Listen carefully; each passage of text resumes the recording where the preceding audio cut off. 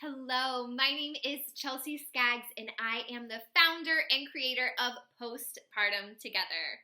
At Postpartum Together, we believe that postpartum has been taboo for too long, but we're not going to let it stay that way. We are committed to normalizing and empowering all aspects of the postpartum experience, and today we're talking about postpartum sex. Hang on for the ride.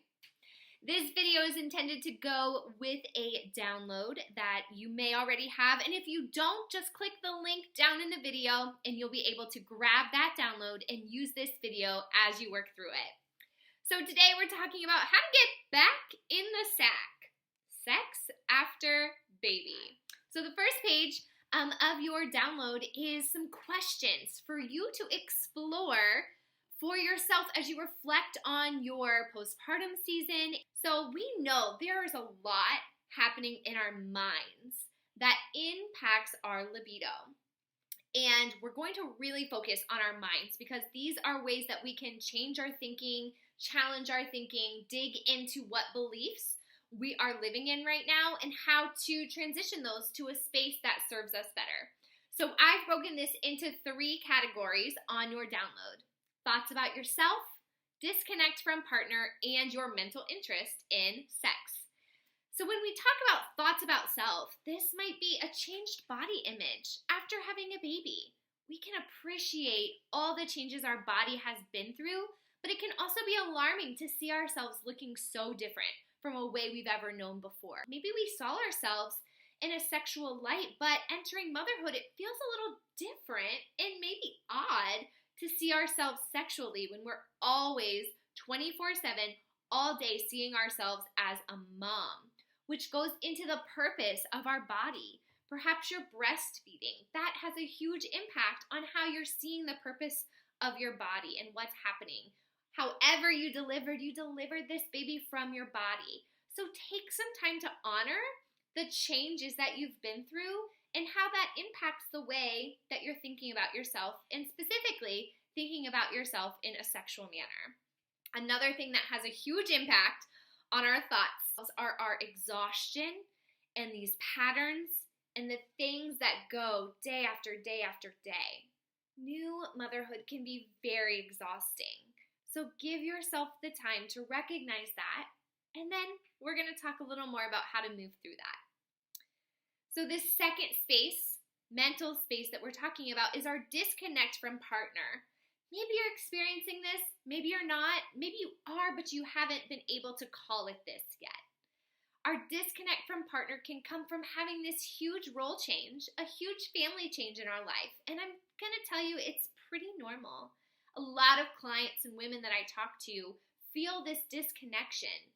Maybe they feel enamored with their partner when they see them with their baby, but they still feel like their relationship has this disconnect. Maybe that enamor isn't there, and that's okay too. There are 3 things I see frequently here. One is that resentment. We tend to, as women, have these things that we think we should do. We should be the way things should go, the way someone else should be doing it. And that's normal. That's natural.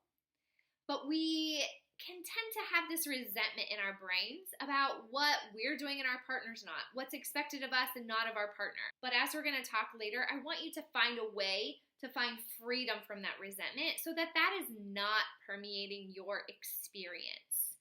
I know that many women go months, years holding on to this resentment and not having clear communication with their partner.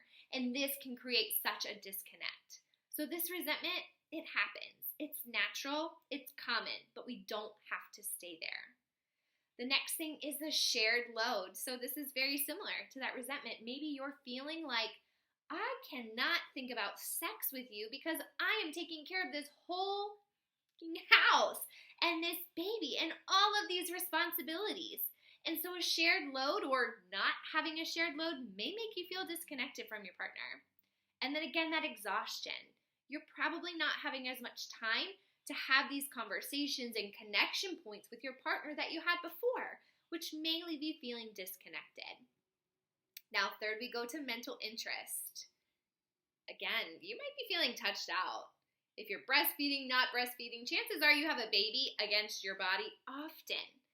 And you're not craving that touch, perhaps in the same way as you previously were. You may be feeling touched out with a lack of mental interest. And when you're taking care of a baby, you might not have time to think these sexy thoughts and get into the mood like you had before. You might not be fantasizing or doing things that just awaken your sexual energy in the way that you had previously. And that less me time in general that we often face as postpartum women, again, leaves us little time for thinking, little time from feeling connected, and feeling like sex might be the farthest thing away. So with this first page, you can pause here if you haven't already filled out the first page. Take some time to answer these questions for yourself and help you peel back the layers of what is standing in the way from your sexual satisfaction and connection in life in a way that maybe you're craving. So now we're moving into page 2, which is thinking about what kind of action steps we can take to enter a better space in our sexual lives, to get back into the sack and to do it feeling more fulfilled and more connected. What I don't want, mama, is for you to just oblige to sex, think about something else the whole time, and be glad when you can roll over when it's over.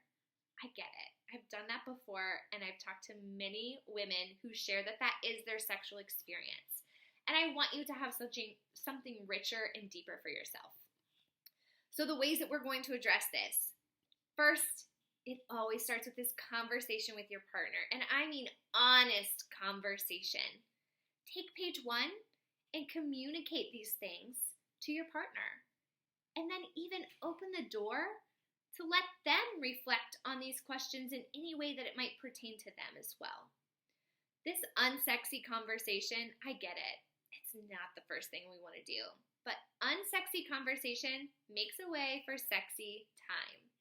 Communicate those roadblocks you're having. Give your partner a chance to express.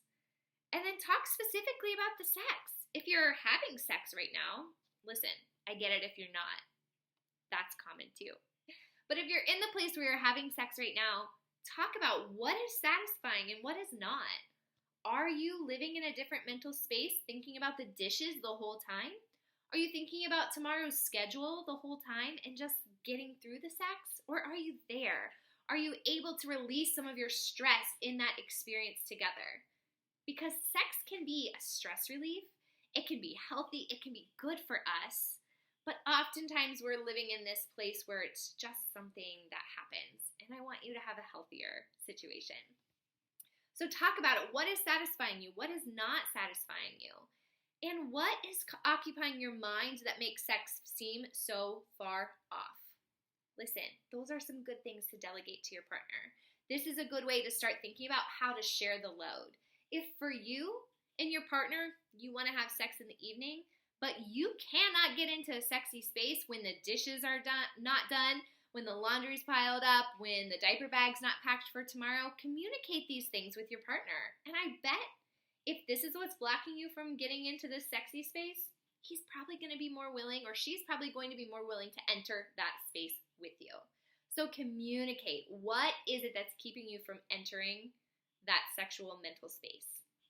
And then share those resentments. We tend to keep these conversations in our head. And then we assume what the partner's thinking or saying or would think or would say. And then we get mad at that assumption. Does that seem familiar? Share those resentments.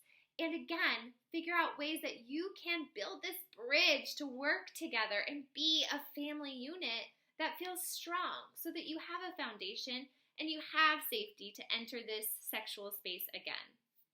And then the last thing I want you guys to think about is if you want to have scheduled or spontaneous sex.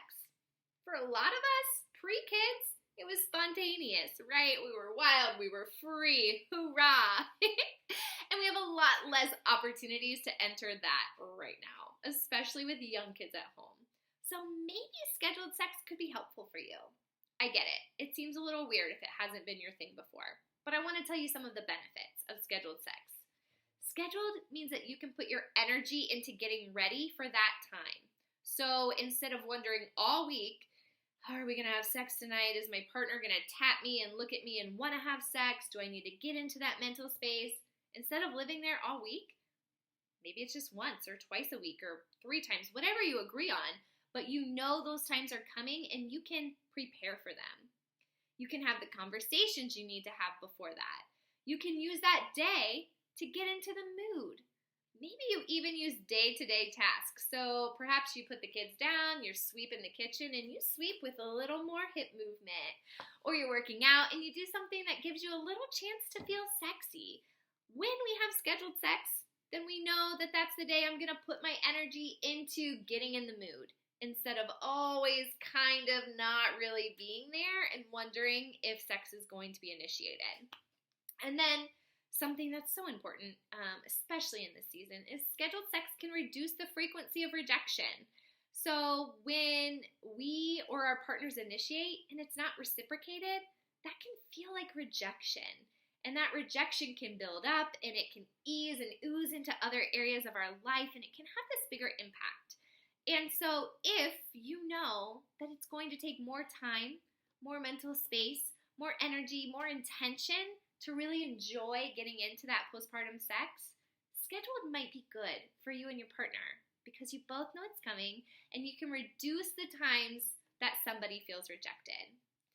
So there are a lot of things to consider here. And again, you have your 2-page guide that you can download, make notes, work through it by yourself, and then go over it with your partner and find some ways that this can be a really beneficial time for you. I get it. Sex can be taboo, but it doesn't have to be.